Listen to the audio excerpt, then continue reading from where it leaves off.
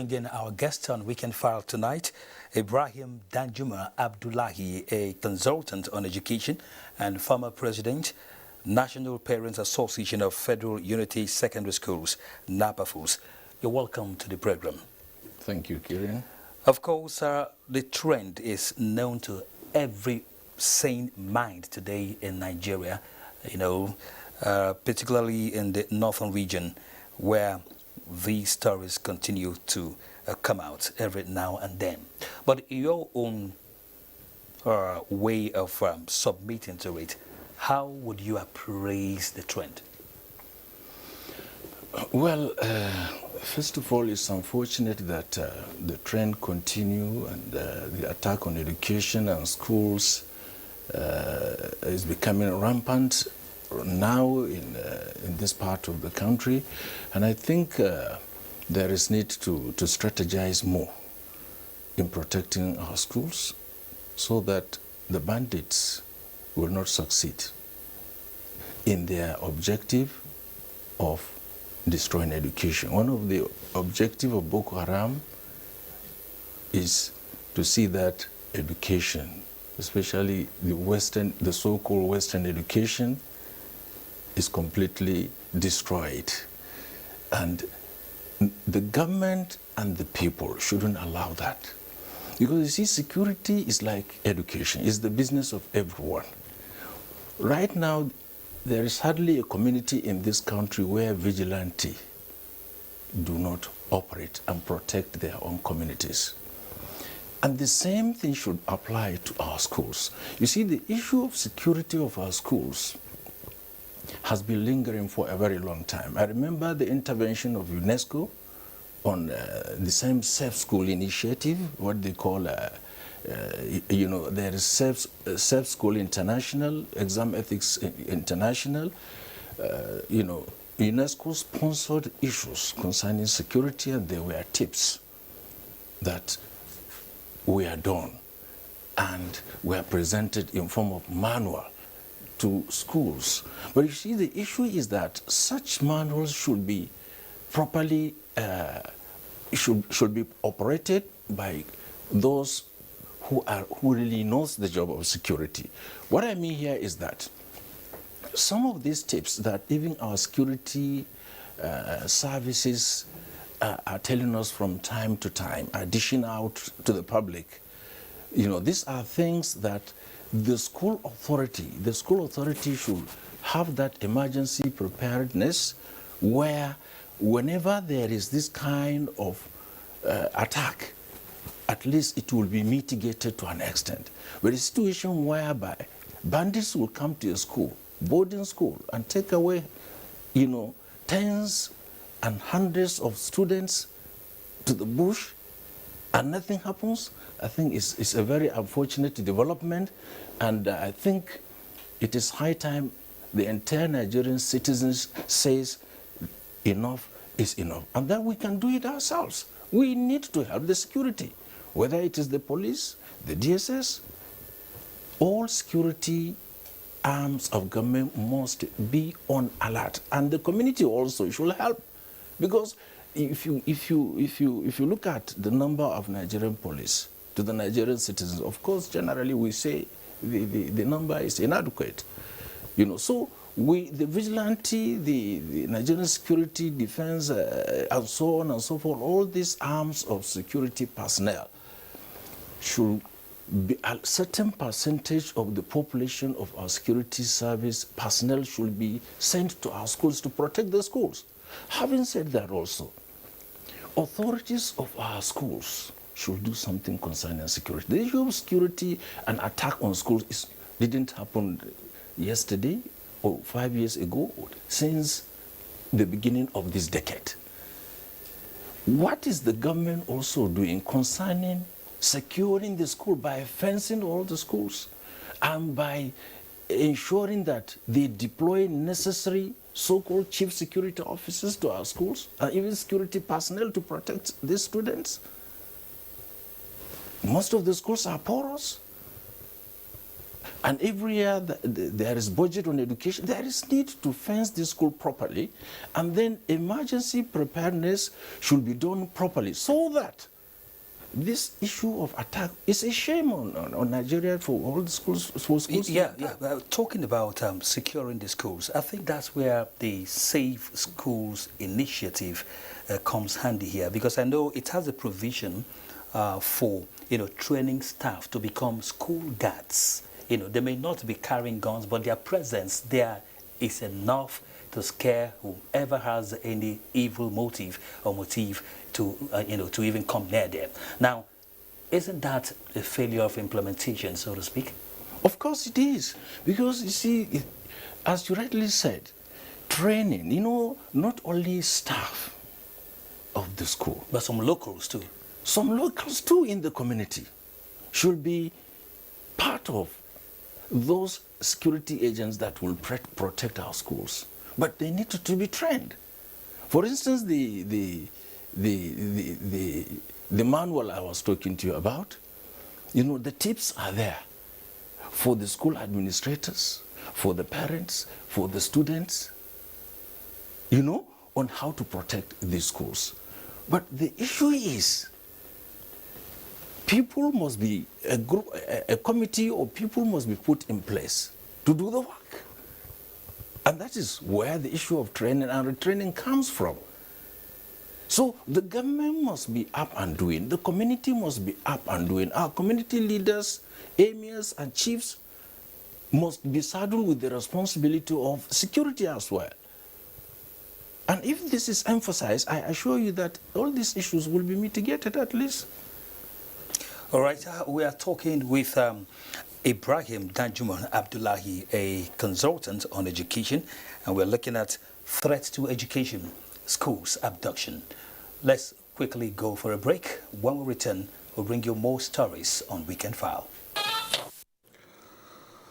Welcome back. The need to promote safe, secure and conducive learning environment at all levels of the nation's educational system has been a top priority of government's policy and a matter of public concern. This is due to heightened activities of bandits, kidnapping pupils and students in parts of the country. Victoria Olabode examines government's Safe Schools initiative in Lagos, its implementation, roles of stakeholders and what must be done towards sustaining confidence in the program. Aftermath of the kidnapping of about 276 Chibok schoolgirls gave birth to Safe Schools initiative by the federal government. The launch of the initiative as a response and defensive mechanism was aimed at defending the defenseless students, teachers, and the schools against the condemnable activities of the kidnappers. What stakeholders should do is first ensure that we do everything possible in terms of national reorientation, in terms of de-escalation, in terms of possible dialogue. You need to be security conscious and we need to assist the government. We have actually set up the safety clubs in the schools. We're currently fine-tuning the curriculum, and the plan is that this safety club will give an opportunity for all the students to understand very basic safety. On what the role of stakeholders must be to complement the government's efforts, they said the host communities of schools need to have internal mechanism for early detection of threats. It's important that we share credible information with those in authority. Meanwhile, the campaigners of Safer Schools system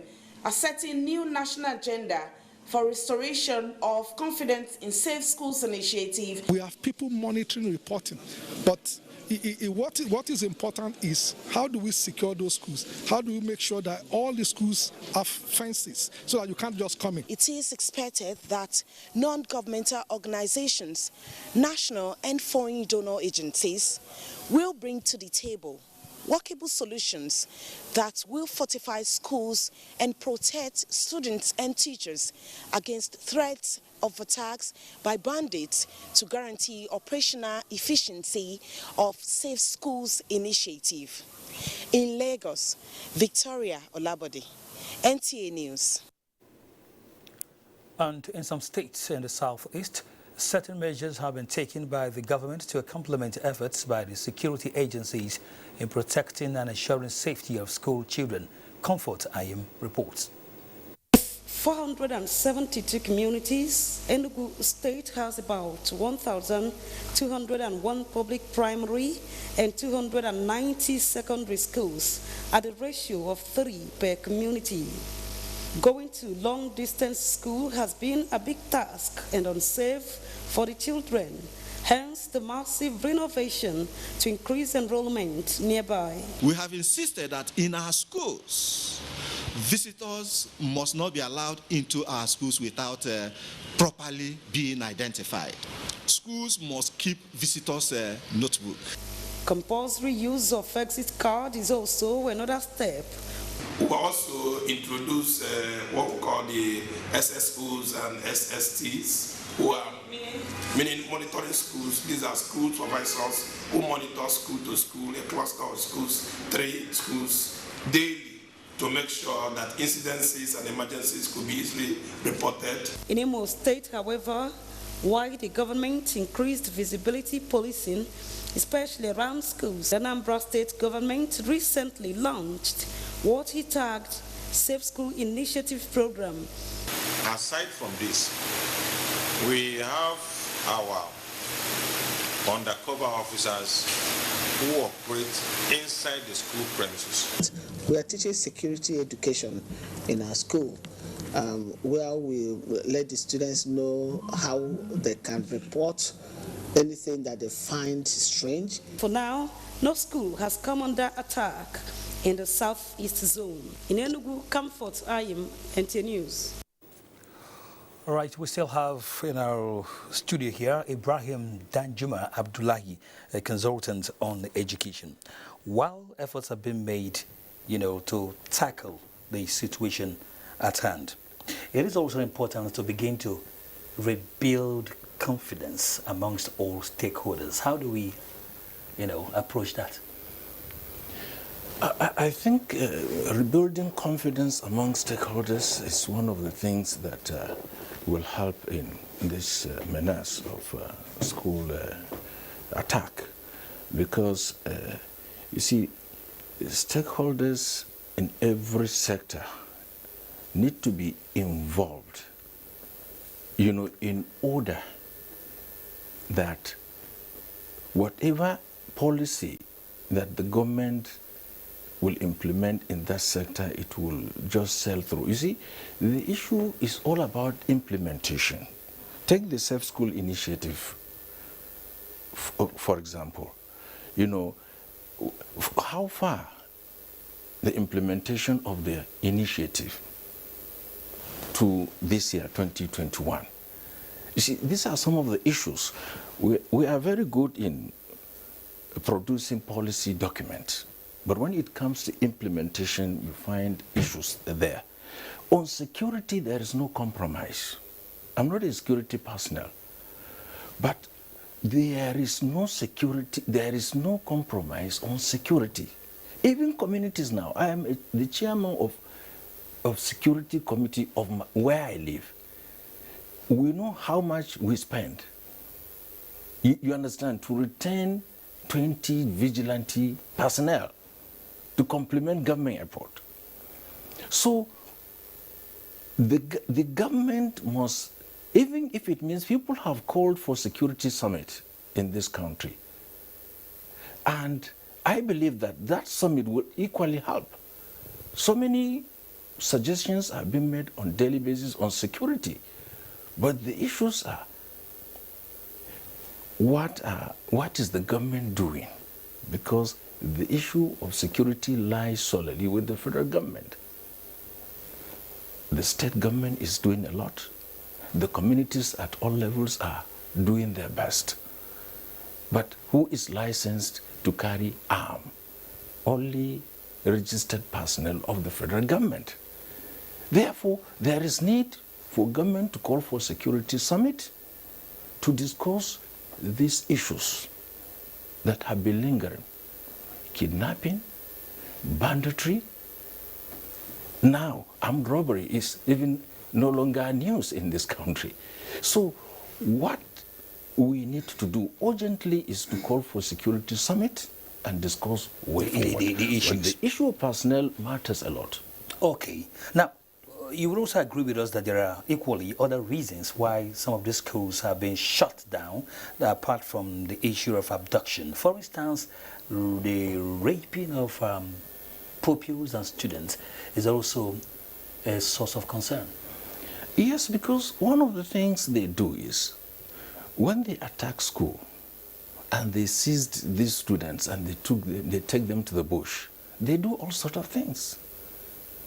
Mind you, these are people who live on drug and other substances. So naturally, you will find all these things happening. You see, the trauma now, the trauma of students whose schools were attacked in Nigeria will continue to linger for long. And what is the government doing about rehabilitating those students, particularly the victims themselves? The victims themselves. Yeah. I want to see a situation whereby victims of terrorism are taken care of in this country, because terrorism has come to live with us and we're living with it. But nothing, I wouldn't say nothing, but I don't think serious concern has been given to the victims of terrorism in this country. Therefore, it is high time we do something about it. The state government is doing a lot. You know, you remember some state government even complained they are tired of spending money on security. Yeah. It's complementing the government. So I think there is need to strategize more by convening a summit that experts will come and brainstorm. Brainstorm. Okay. Well, I'd like to thank you, Ibrahim Danjuma Abdullahi, for coming on Weekend File tonight. It's my pleasure. We've been discussing with a consultant on education, Ibrahim Danjuma Abdullahi, former president, National Parents Association of Federal Unity Secondary Schools, NAPAFUS. Now it's time for another